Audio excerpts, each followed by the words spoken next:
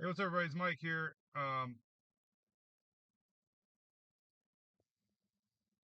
Just wanted to do a little test here.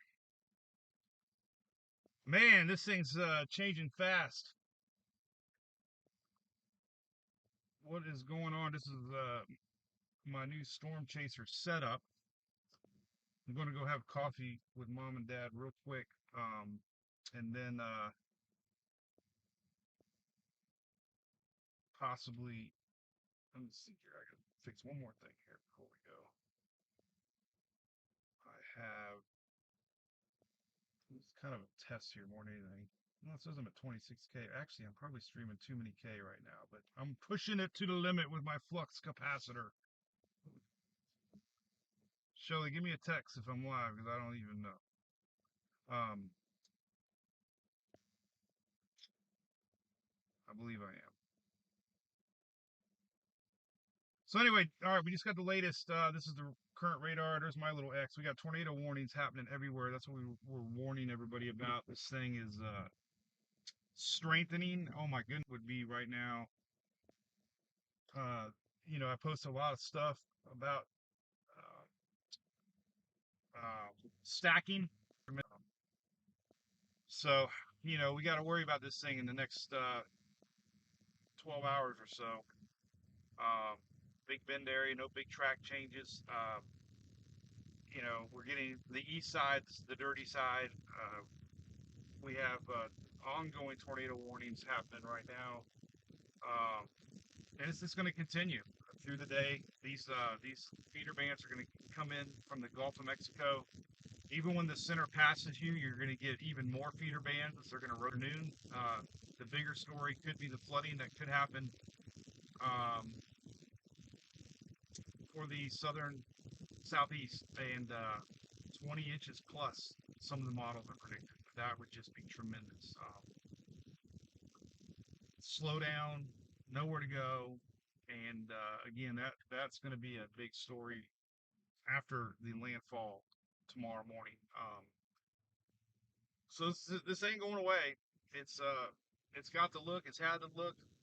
It's had the Gulf. It's had the unbelievable conditions ahead, and it's going to be definitely pretty bad. And there's a lot of folks, I hope, are taking this serious. If you live in an evacuation zone, take it serious. If you're told to evacuate, I suggest that your EOCs and state, local emergency management officers, and they put a lot of time in this, and they know. And don't get caught off saying it's only a Cat 1 or it's only a tropical storm. This thing's definitely developing. And the fact that it's 992 pressure already, we got to watch it close, man. If this thing starts to stack, it can rapidly intensify. Those waters are the hottest ever right now, hottest part of the whole Atlantic Basin right now. The anomalies are off the charts. There's a loop eddy that nobody's really talked about. I saw the other day, we got a very warm, tight loop eddy up there right off the tip of the Florida Panhandle. That will enable some last second fueling on this thing on approach. Okay, so this thing's going to be strengthening on approach. What that means is it's going to take longer to weaken once it makes landfall. That means areas north of the Gulf are going to be saying, what the heck is that? Because it'll still be very low pressure winds, rotating inward at the surface level, and that'll be going on through tomorrow morning even. And then we start to focus on the rain and the rivers. And we had Kevin Guthrie on yesterday. He stressed our rivers and flooding and the possibilities of all this water that's fixing to fall. It's got to go somewhere, and these rivers are going to be stressed. On top of the flooding, 20 inches plus along the Atlantic coast there in Georgia, South Carolina. So, yeah, everything's panned out. But this is the Stormchaser truck. I got live weather data, weather flow. My Tempest weather station is reading temperature and pressure right above me. That's current Eastern time. and date. I have two cameras now. I got a easy little flip switch here, um, that we're going to be able to look at some views on the side of the truck, which will be interesting. There you go. So there's the side of me. Um, the radar's live. The graphics below are live. We got the Furman power map, which was suggested. Oh, actually, I got to realign it a little bit. It's kind of covered up. But hey, there's Jared. What's up, buddy? Hey, buddy.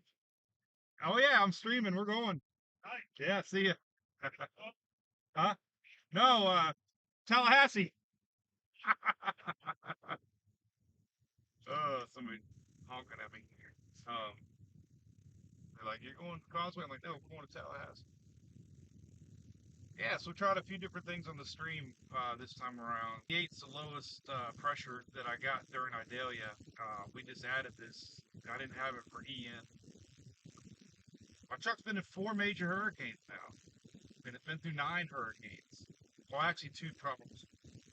Seven hur, 7 hurricanes, 2 tropical storms, 9 total storms, and 4 of those were major. This will be storm number 10 for the Stormchaser. And it could be.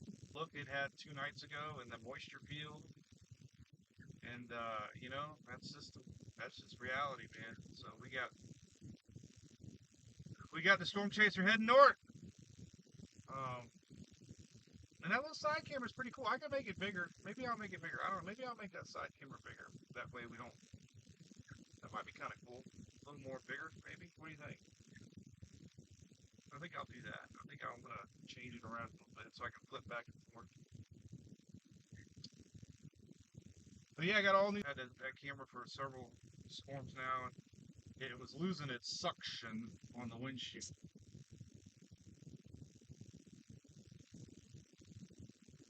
Everything's rattling in this truck. I gotta close my going by this. We're gonna be out ahead of these bands really soon. It's gonna be really weird driving north because the bands are just now entering Pasco and Pinellas counties. Oh, buddy, Maryland, where you going, buddy? Um, so we'll be out of these rain bands here soon.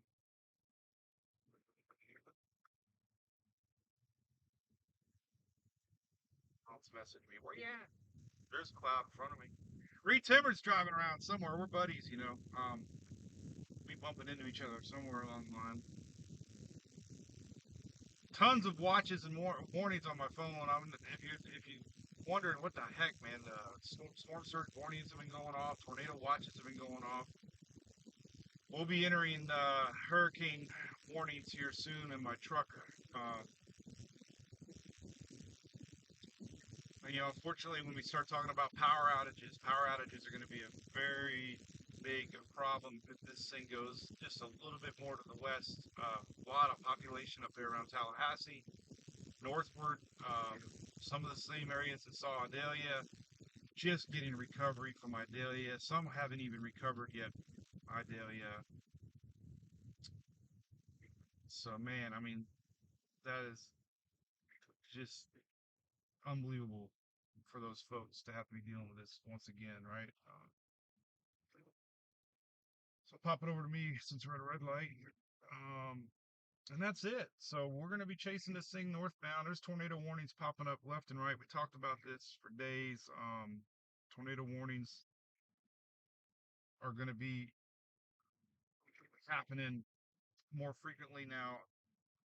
My experience is a deepening, developing tropical system.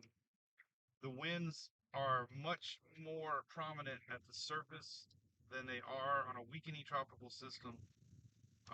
Seen it firsthand many times. This thing is going to be strengthening. That means these lower level winds are going to be whipping around with these pressure drops. And again, Florida Peninsula right now, you're on the dirty side, and it won't be long later today and overnight.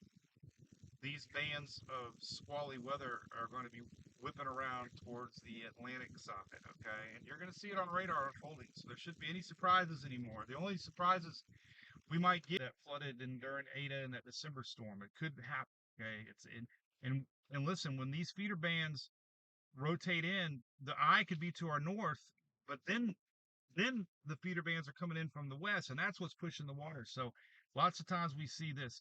Low tide isn't going to escape.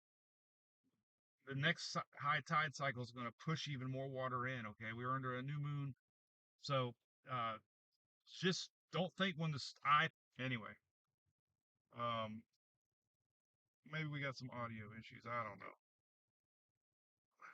This is a test. Um, we'll work on the audio. All right, but anyway, I'm getting ready to pull into mom and dad's. We'll be back live here in a little bit.